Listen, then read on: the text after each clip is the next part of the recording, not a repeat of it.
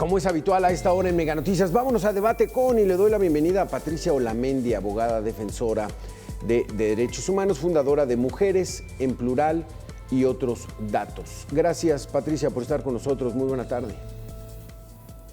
Muy buena tarde, gusto en saludarte. Pues, Patricia, indudablemente planteaba yo al inicio de que la violencia no es igual, aunque pues, pudiera ser una contradicción, pero la violencia familiar pues, tiene un doble padecimiento, un doble dolor en nuestro país, porque pues, bueno, la familia es un núcleo muy importante dentro de nuestra cultura. ¿Estás de acuerdo con eso? Sí, claro. Además, quien te prometió que te cuidaría, que te trataría con respeto, de la persona quizá en quien más confías, pues es quien propicia esa violencia. Por eso es mucho más serio lo que ocurre al interior de los hogares, porque el hogar tiene que ser un espacio de paz, de protección, de alegría, pues se convierte en un infierno cuando ocurre esta violencia. Exactamente. ¿Por qué es un delito que poco se denuncia? Es un delito silencioso.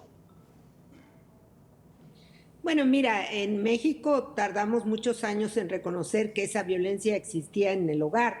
De hecho, muchas de nuestras leyes permitían el maltrato y había señalamientos de corrección. Inclusive con los niños se decía siempre y cuando no produzca fracturas, imagínate nada más. Llegamos finalmente a finales de los 90, cuando en México se reconoce esta violencia. Y esa violencia se reconoce en 3 niveles, es decir, puede ser por la vía penal, cuando ocurre en un delito, puede ser por la vía familiar que se trate o puede ser por la vía administrativa, de acuerdo a las leyes existentes. Esta violencia en el hogar se origina sobre todo en la pareja. Es una violencia que en un primer momento se señaló exclusivamente para la pareja. Y eso es muy importante decirlo, porque ahora se le aplica a todos los integrantes de la familia y eso no tiene sentido. Hay delitos que se cometen, por ejemplo, contra los niños, niñas, que por su condición debe ser separado ese delito y considerarse de manera agravada, porque lo propicia quien tendría la obligación de cuidarte. Pongo, por ejemplo, los golpes, la privación de la libertad, incluso la muerte violenta, pues tendría que separarse del tema de la violencia. Yo como abogada siempre recomiendo que se considere violencia porque ocurre en ese contexto familiar, pero además el delito que se comete, que pueden ser lesiones, violación, abuso sexual, tentativa de feminicidio y demás, porque de otra manera invisibilizas, ¿qué te diré?, situaciones muy graves y la clasificas solo como violencia familiar. Patricia, porque ¿cómo identificar este delito? Vamos a darle la bienvenida a Juan Martín Pérez, coordinador Tejiendo Redes de la Infancia en América Latina y el Caribe. Juan, como siempre, un placer saludarte. ¿Cómo identificar esa frontera entre la educación y el delito? Por ejemplo, somos de una generación donde pues, los padres, a lo mejor a chanclazos, con un coco, educaban. ¿Cómo identificar ya eso o ni siquiera eso ya está permitido, Juan Martín? Gracias, Alberto, y un placer estar aquí con mi querida Patti. Sí, yo creo que parte de lo que explicó Patricia y que me parece central es que hemos vivido un tránsito de algo que veíamos como justificado y ahora todavía estamos en una dinámica de verlo con normalidad.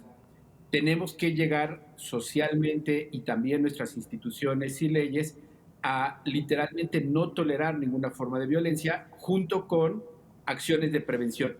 Hay un elemento que a Naciones Unidas ha señalado con insistencia que se conoce como prácticas tradicionales nocivas. Esto incluye, por supuesto, que en la familia o en las dinámicas familiares el castigo corporal o educar con golpes se consideraba como normal para su bien. Y como explicó Pati hace un ratito, salvo que hubiera fracturas o sangre o cosas por el estilo, se consideraba algo incluso exagerado. Ahora sabemos que eso no solamente no debe de ser, sino que incluso las humillaciones, los tratos crueles, la omisión o negligencia genera también daño neurológico en niños y niñas. Y eso ya lo tenemos claro y las leyes aparentemente están ahí. Pero tenemos un grave problema en las instituciones, porque no solamente las leyes nos ayudan, sino necesitamos que las y los funcionarios puedan comprender que no hay que justificar formas de violencia, que hay que facilitar la denuncia y sobre todo hay que llevar aquello que amerite procesos de investigación y sanción correspondiente. Porque lo que tenemos generalmente, lo preguntabas Alberto, es que no se denuncia porque no hay garantía de investigación y de justicia. Y además, como también explicó Pati hace un ratito, se dan espacios de poder, de lo más cercano, lo más privado, y hay todavía sanción pública cuando se llega a denunciar. Por ello la importancia de avanzar también. Y ahora sí hago un último comentario. Tenemos que hablar de machismo. El machismo es el que detona muchas formas de violencia. Tenemos un cambio en las familias y está siendo, por supuesto, para los hombres que nos educamos, hombres y mujeres, pero hombres nos educamos en una visión vieja. Nos cuesta reconocer estos tránsitos y cambios familiares, además de reconocer a niños y niñas que participan, que opinan, que ya no están como antes en silencio, y eso obviamente tenemos que trabajarlo también con los hombres. De otra manera, seguiremos repitiendo patrones. Híjole, qué tema tan complicado, ¿eh? Porque a mi señora madre, que en paz descanse, o mis tías, era la manera de educar, ¿no? ¿Y dónde encontrar esos límites? Vamos a hacer una pequeña pausa, Juan Martín, Patricia Olamendi, y regresamos con este tema que está muy interesante, la violencia familiar en México. Volvemos. Regresamos, Patricia, regresamos, Juan Martín. Y aquí un poco de lo que decías, Juan Martín, pese a ser el sector de la población más vulnerable, las mujeres en México no acuden a denunciar la violencia familiar debido a que la misma autoridad minimiza los hechos. En entrevista para Mega Noticias, la maestra Blanca Ivonne Olvera Lezama, profesora de Violencia de Género en la Facultad de Derecho de la UNAM, señala que las autoridades pues, simplemente están rebasadas. La respuesta del Estado no ha sido acorde al crecimiento del delito, ¿no? El delito va creciendo y los operadores del sistema de justicia penal, policías, ministerios públicos, jueces, no han ido creciendo en la misma medida que el delito. Entonces vemos que los delitos, no solamente el de violencia familiar, pues están creciendo en nuestro país ante esta falta de respuesta del Estado para prevenirlos, sancionarlos y frenarlos y detenerlos. Y la más sensible, pues, es la que se da con las poblaciones más vulnerables, que son las mujeres y los niños. La violencia, si me permiten, me voy a poner como abogado de las madres de antaño, ¿no? Yo no creo que lo hicieran con dolo, era la manera en la que estaban acostumbrados, gritar, el chanclazo, venga para acá, castigos, eso ya no lo podemos hacer. Pati, ¿cómo educar a los hijos? Hay que cambiar esa cultura, platícanos. Bueno, yo creo que primero tenemos que ver qué tipo de sociedad tenemos y qué sociedad tolera las cosas que pasan en México. Yo quisiera ponerte un ejemplo porque vemos esa violencia física, incluso sexual, incluso que te lleva a que pierdan la vida, pero otra violencia que está permanente todos los días en nuestro país. Un ejemplo de ello es el total desamparo en el que los hombres, padres, dejan a las niñas o niños. En México solo 2 de cada 10 hombres que tienen que pagar una pensión alimenticia o mantener un vínculo de relación con sus hijas e hijos lo cumplen. Los otros 8 no, y eso socialmente no está mal visto.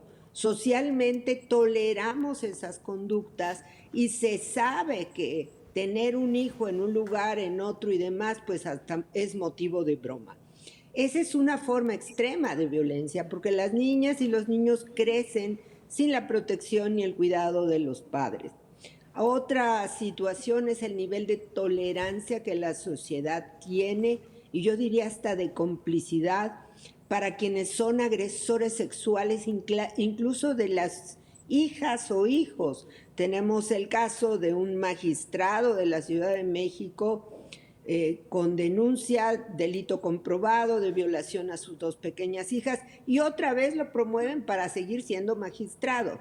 Tenemos el caso de un abogado pederasta que lo encontraron directamente en un lugar donde iba a violar a un niño, y tenemos el caso de un senador violador, y ahí están en los cargos, y la sociedad sigue rechazando, por un lado, esa presencia, pero por otro, la clase política, los grupos gobernantes los siguen manteniendo. Claro. Entonces, creo que estos son mensajes muy duros del tipo de sociedad que tenemos. Claro. Segundo, es que el Estado no asume su responsabilidad, sobre todo para la protección de niños y niños. Tenemos una ley muy bonita, tenemos mandatos constitucionales, pero yo te pondré un caso. Niños víctimas de violencia, ¿a dónde van? Prácticamente no hay refugios, albergues en el país que los cuiden. ¿A dónde van los niños cuyas madres fueron asesinadas? ¿A dónde van las niñas que salieron del hogar o niños porque fueron violados? No tenemos instancias de atención, es precario total el servicio. Entonces hay que decirlo, este país, que es una de las 15 economías más importantes del mundo, no tiene cuestiones elementales para proteger a los niños y a las niñas. Y la otra situación, tampoco a las madres. Las entradas a los precarios refugios que tenemos en México, que no llegan a ser ni siquiera 80 refugios en este país, pues son por 3 meses. Después de esos 3 meses, esa familia, esa niña, ese niño, esa madre, tienen que salir. ¿Y dónde están los apoyos gubernamentales? Claro. ¿Dónde están el apoyo que el gobierno, el Estado debe dar? Y cuando denuncian, y esto hay que decirlo, al año 1 millón de mujeres llaman pidiendo auxilio por la situación en la que viven. Llegan el 28% prácticamente a una carpeta de investigación, pero solo 2 de 100 logran una sentencia. Es decir, ¿qué hacen las autoridades? ¿Qué hace el Poder Judicial? ¿Qué hacen las fiscalías? ¿Qué hacen las policías? Y bueno, la realidad es que sobre todo en este sexenio se han desmantelado la mayoría de espacios de apoyo. O sea, vamos para atrás, Juan Martín. Vamos a hacer una pequeña pausa, no sé si vamos a una pequeña pausa y regresamos contigo, Juan Martín. Pues esto está peor de lo que nos imaginábamos y más en esta administración. Pero bueno, de eso volvemos en 2 minutos, Pati, Juan Martín. Descúbreme. De acuerdo a lo que nos han dicho, se me ocurre entonces, tenemos que aplicar tolerancia cero a gritos, a golpes, al machismo, a la misoginia. Juan Martín, o sea, ese es el perfil que tenemos que hacer de mexicanos, porque lo demás puede ir incrementándose. Explícanos. Sí, efectivamente. Precisamente en Naciones Unidas, a través de la representante del secretario general de Naciones Unidas, ya hace pues una década, insistieron 3 principios básicos: que ninguna forma de violencia contra niños y niñas puede ser justificada. Segundo, que toda forma de violencia es prevenible. Y tercero, muy importante, que tenemos que registrar y hacer visible con datos la violencia. Patricia hizo al inicio una explicación sobre la manera equivocada en la que se están registrando datos, y eso obviamente hace que las acciones de Estado no se traduzcan en política pública. Y tenemos entonces a funcionarias y funcionarios, por un lado, rebasados, pero también tenemos, por otra parte, decisiones de Estado que normalizan la impunidad.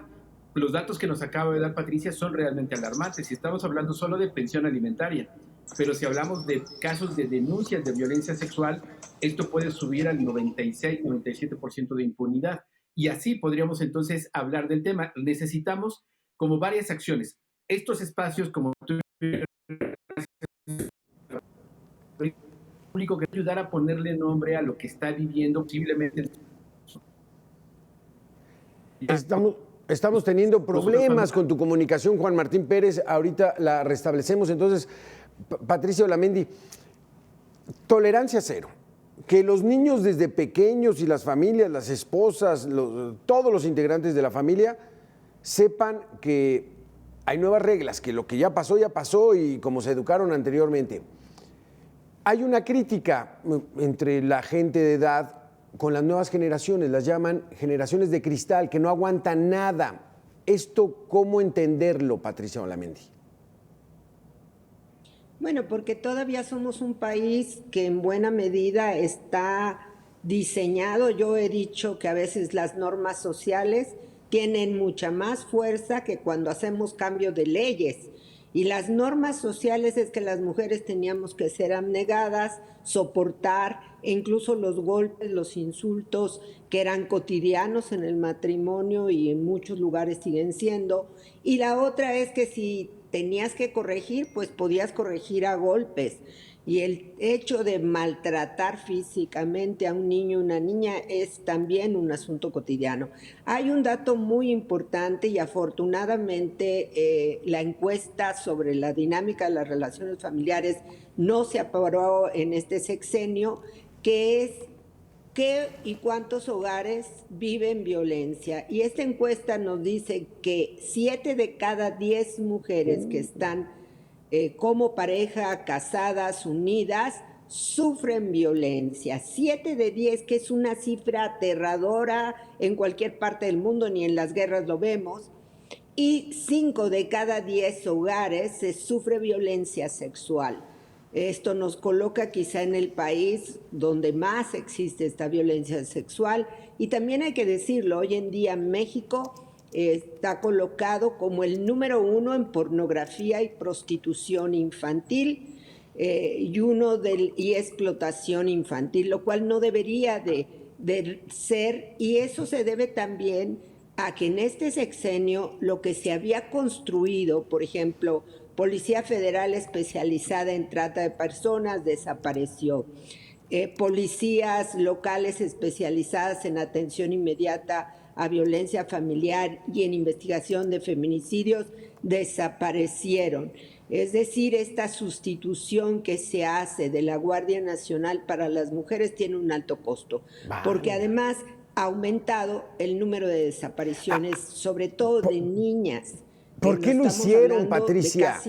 ¿Por qué lo hacen? ¿Por qué tomaron esta administración esas decisiones? O sea, pues no, que son muy acercados al pueblo y que el pueblo es sabio y que son muy humanistas.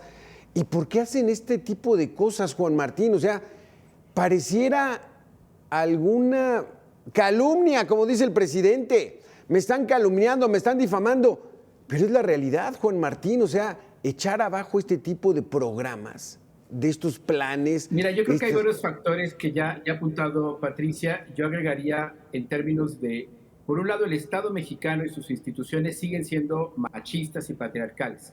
O sea, las leyes y las instituciones. Eso no cambia de manera inmediata. Una ley no transforma la realidad de un día a otro. Segundo, la voluntad política que ponen las y los funcionarios también marca el sentido de las instituciones.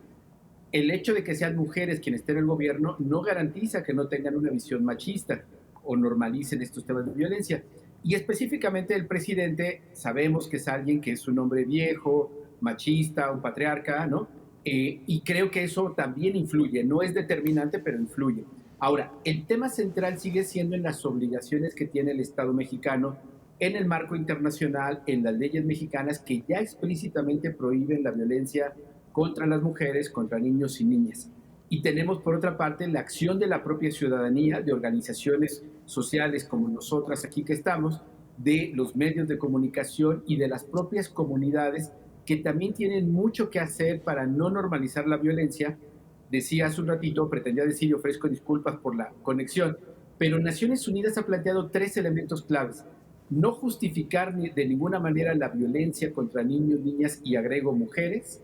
Entender y señalar que toda violencia es prevenible. Obviamente cruzamos todas como responsables, todos y las instituciones, pero muy importante que las instituciones lleven un registro y una acción sobre cada hecho de violencia.